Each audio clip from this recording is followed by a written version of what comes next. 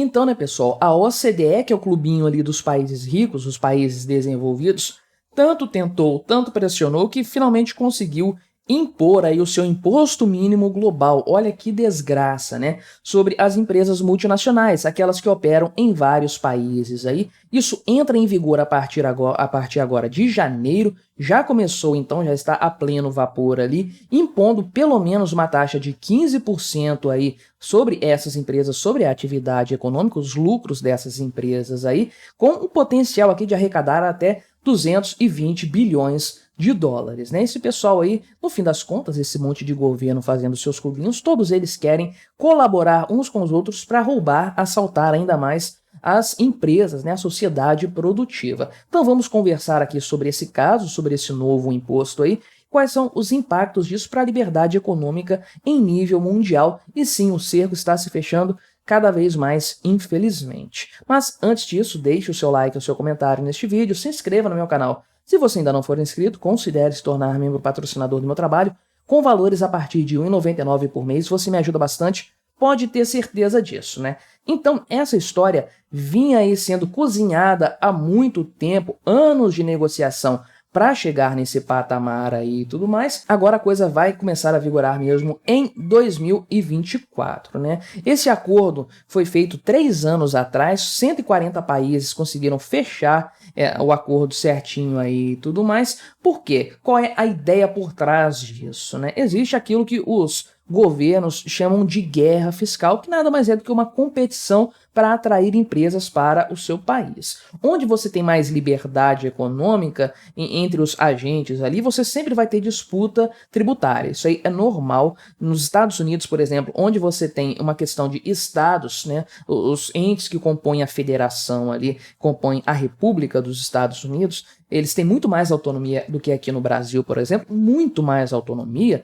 Eles têm essa prática também de impostos variados para atrair empresas. Tem muitas empresas que estão saindo da Califórnia, por exemplo, que é o maior PIB do país. Aliás, se fosse um país, a Califórnia seria um dos maiores PIBs do mundo, né? Mas as empresas estão saindo de lá porque as taxas, as alíquotas de impostos, né, a carga tributária é muito alta ali na Califórnia, estão migrando para outros pedaços de terra ali nos Estados Unidos com uns fatores tributários mais atraentes, mais atrativos para eles. Isso acontece em nível de países também. Muitos países mais pobres, com uma economia ainda que precisa ser desenvolvida, lançaram mão durante muito tempo de uma carga tributária menor ou mesmo inexistente em alguns casos, né, principalmente no que se refere ao lucro, para atrair empresas de outros países. O que a multinacional que tem essa capacidade faz? Claro que você tem uma padaria aqui no Brasil e você compara os impostos daqui com outro país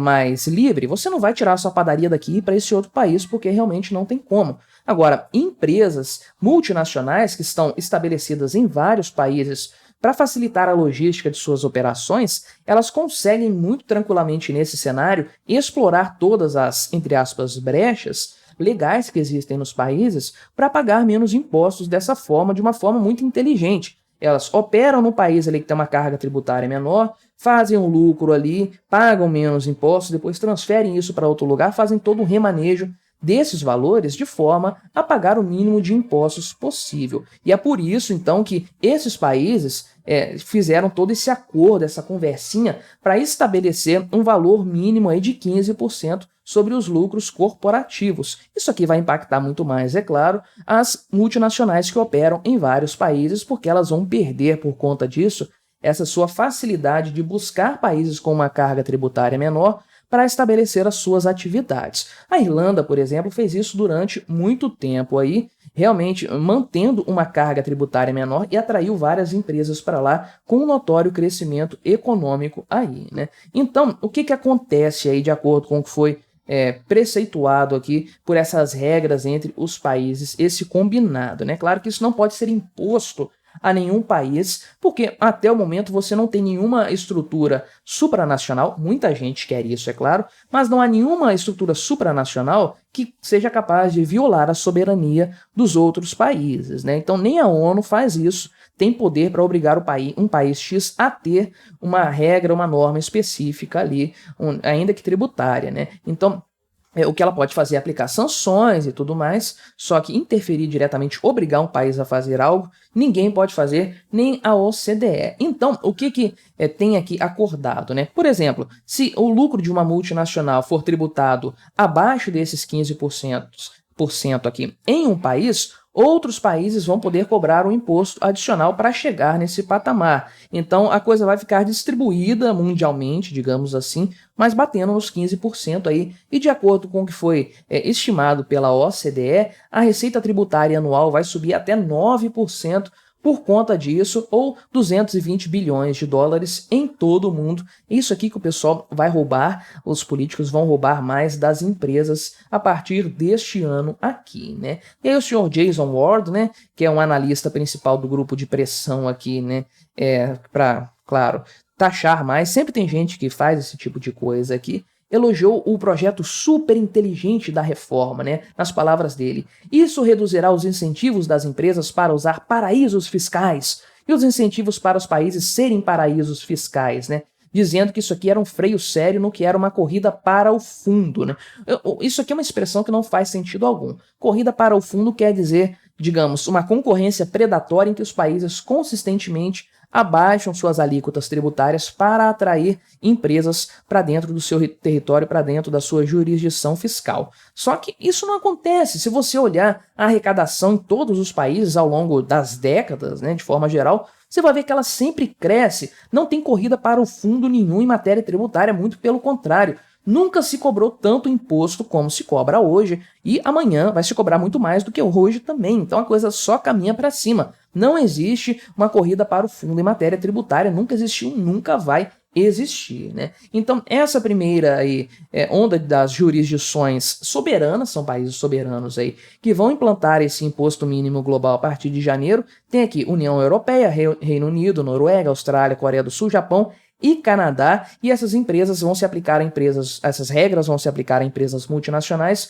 com faturamento anual superior a 750 milhões de euros, né? Aqui a Folha de São Paulo cita vários países que tinham cargas tributárias menores aqui para impostos sobre o lucro corporativo, né? Por exemplo, a Irlanda, que eu citei, um caso muito famoso inclusive, Luxemburgo, Países Baixos, Suíça e Barbados, né? Que anteriormente tinha uma alíquota de imposto corporativo de 5,5%.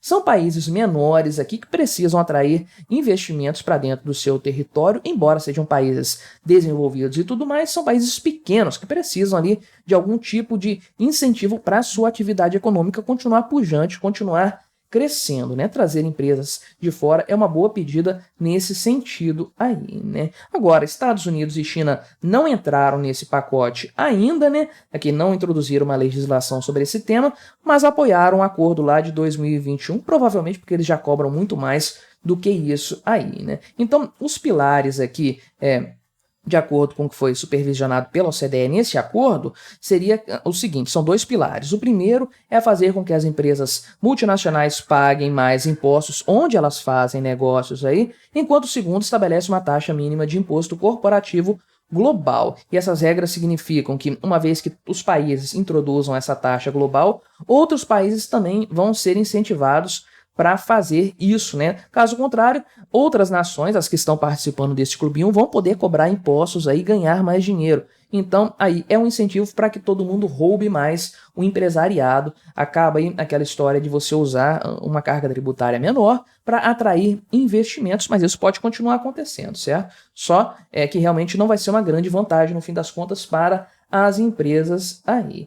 E, de fato, o pessoal traz aqui vários pontos consideráveis, né? Se isso é bom, se isso é ruim, como que a coisa vai repercutir, mas o que a gente sabe, o que a gente pode deduzir a partir disso é o seguinte, né? Que existe um movimento global para aumento de impostos, isso é claro, e também para redução da liberdade, principalmente entre os países, redução da autonomia ali, tributária dos países para criar condições favoráveis para que empresas se estabeleçam neles, né? Isso já foi o diferencial durante muito tempo para que vários países ficassem mais ricos, prosperassem, né? Países outrora pobres, como aqueles tigres asiáticos que são muito conhecidos, países que tiveram uma liberdade econômica muito ampla durante uma parte de sua história e que conseguiram trazer empresas de fora para se estabelecer lá, se tornaram polos de desenvolvimento tecnológico, desenvolvimento industrial, polos financeiros também em alguns casos, e são muito bem-sucedidos com uma população muito rica na atualidade. E isso se construiu no passado com liberdade econômica, em muitos casos com uma cessão de mão de obra barata.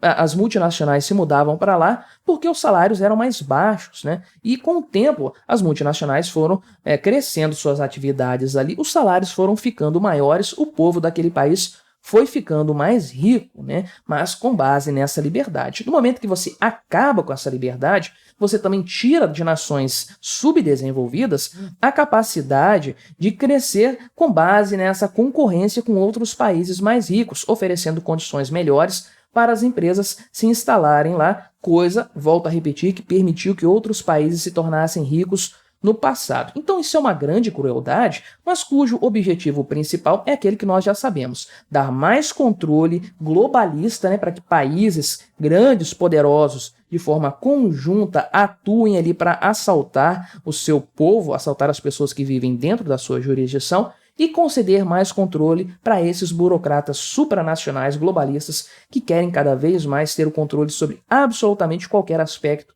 da nossa vida. Mas o que você achou dessa história? Colabore com o nosso debate, se inscreva no meu canal se você ainda não for inscrito e até a próxima.